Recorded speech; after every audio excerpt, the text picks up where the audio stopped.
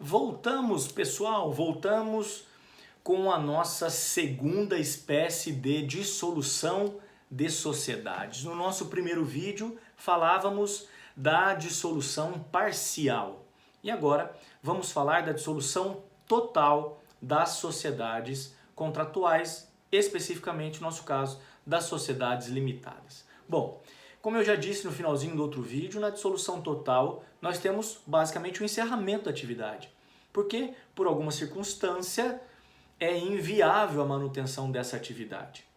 A primeira dessas circunstâncias se dá no caso das sociedades que foram criadas a prazo determinado, com prazo de duração específico. Isso pode acontecer com atividades sazonais, como por exemplo aquelas que fazem a colheita de produtos agrícolas, que vão perdurar por um determinado período de tempo, ou por um objeto específico em uma determinada região específica. Então pode ser que uma sociedade tenha um prazo de vigência para a sua atuação. Decorrido esse prazo de vigência, haverá a dissolução, haverá a extinção dessa sociedade. Obviamente essa sociedade vai ser extinta de maneira extrajudicial. Não há necessidade de provocação do judiciário para tratar desse assunto de dissolução por decurso do tempo ou dissolução total de sociedade a prazo determinado ou com prazo determinado. Isso porque o próprio contrato social tem um prazo de validade.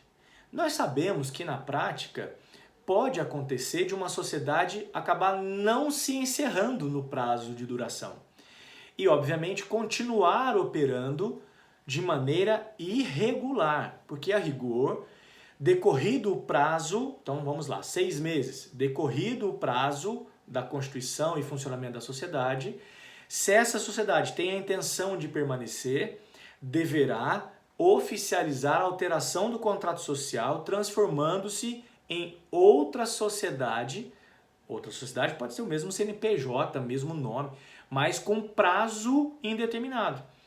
Então ela vai ter que fazer essa alteração para poder continuar com a sua operação regular. Fred, mas e aí? E se a sociedade tinha um prazo de validade e agora funciona fora desse prazo de duração que foi estabelecido no contrato? Muito bem.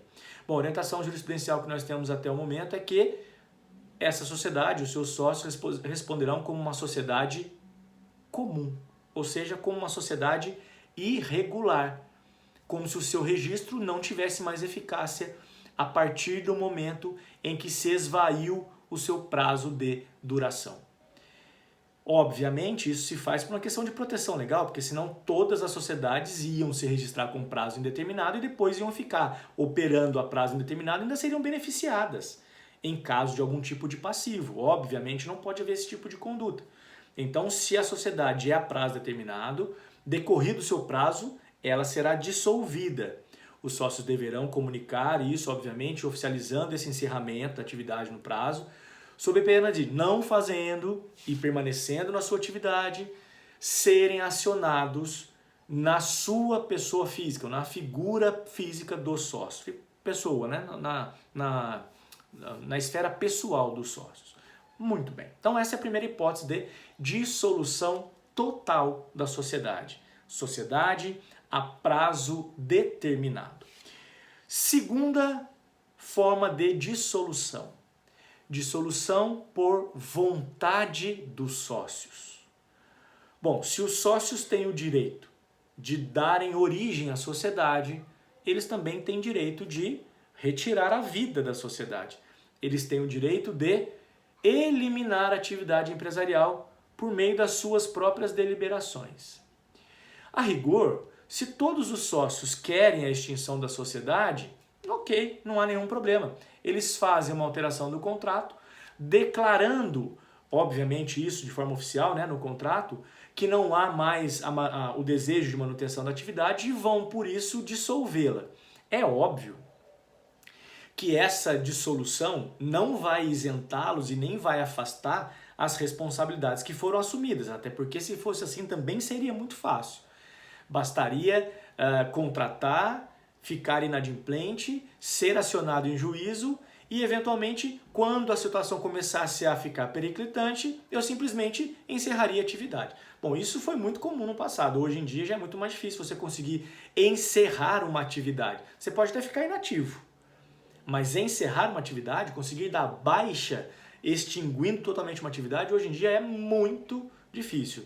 Porque dificilmente uma atividade empresarial no Brasil hoje não tem algum tipo de passivo fiscal, por exemplo. Ok? E para essa liquidação, esse encerramento, desculpa, total, é necessário ter essa baixa definitiva, com a regularidade de todos os passivos eventualmente existentes em nome da sociedade. Então, na prática é muito difícil, mas sim, os sócios podem, por deliberação, encerrar a sua atividade. Bom, qual deliberação é essa? A rigor, é necessário mais da metade do capital social para o encerramento por meio da dissolução total da sociedade. Entretanto, a jurisprudência vem construindo desde 2005, 2006 um entendimento que se baseia no princípio da preservação da atividade empresarial. Como assim, Fred? Bom, imagine que você é um sócio minoritário e é um sócio dissidente com relação ao encerramento da atividade. Os seus companheiros querem, por meio da dissolução total, pôr fim à atividade. Tudo bem? Então vamos lá, são 8 sócios. 5 querem, 3 não querem. Vamos imaginar o capital dividido igualmente, tudo bem? Eles representam mais da metade. Mas você e os outros 2 sócios gostariam de continuar com a atividade empresarial. Vocês não vão poder continuar com essa atividade? Então vamos lá. A jurisprudência tem entendido que, pelo princípio da preservação da atividade empresarial, essas circunstâncias autorizam a manutenção da atividade por parte dos sócios minoritários. Obviamente que realizadas todas as restituições e indenizações relativas aos demais sócios. Porque geralmente isso envolve patentes, envolve contratos, envolve ganhos, envolve perdas. E obviamente que tudo isso deve ser controlado, ser regulado a fim de que não haja nenhum tipo de prejuízo na atividade empresarial. Então, por vontade dos sócios, também é possível a dissolução, como regra, mais da metade, e por decisões jurisprudenciais que vêm sendo reiteradas, nesta hipótese em que a dissolução se dará ou se daria por vontade dos sócios, aqueles sócios minoritários poderiam, obviamente que isso se dá por via judicial, ok? Por que por via judicial?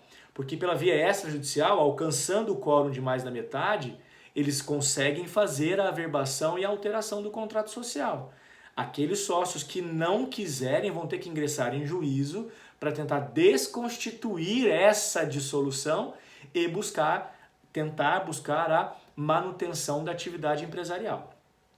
Obviamente que quando alcançam isso, quando esses sócios dissidentes ou minoritários alcançam a manutenção da atividade, aqueles que saíram têm o rompimento do vínculo jurídico, que foi o que a gente falou no vídeo anterior. Ou seja, esses sócios que queriam pôr fim à sociedade, que por uma ordem judicial não conseguiram ter a dissolução total e a atividade permanece na mão daqueles que eram minoritários ou dissidentes, eles estarão, a partir daquela data, desvinculados da obrigação jurídica em relação à sociedade. Volto a dizer, aquilo que já estava pré-constituído permanecerá. Tá ok? Então, nessas duas primeiras hipóteses que nós vimos de dissolução, decurso do prazo no caso de sociedades com prazo determinado. 2, vontade dos sócios. Nessa vontade dos sócios, se houver unanimidade, sem problemas. Se não tivermos unanimidade, basta mais da metade e com essa ressalva de que decisões jurisprudenciais têm autorizado àqueles sócios minoritários a manutenção da atividade. E isso em razão do princípio da preservação da atividade empresarial. Por que isso, gente? Porque desde 2005 a legislação brasileira tem se baseado nesse princípio. Em razão da função social da atividade empresarial, mais vale manter uma atividade em razão dos seus postos de trabalho, em razão da sua arrecadação fiscal, em razão da sua circulação de riquezas, em razão de avanços tecnológicos, em razão de melhorias que traz para o seu entorno. Em razão desses vários aspectos, mais vale manter uma atividade empresarial do que incentivar o seu encerramento. Daí a jurisprudência está, então, mantendo esse entendimento até o presente momento. Ok? Vamos dar uma paradinha, vamos lá tomar uma água, um café e já voltamos para o nosso terceiro e último vídeo de hoje dentro da dissolução da sociedade limitada. Até daqui a pouco!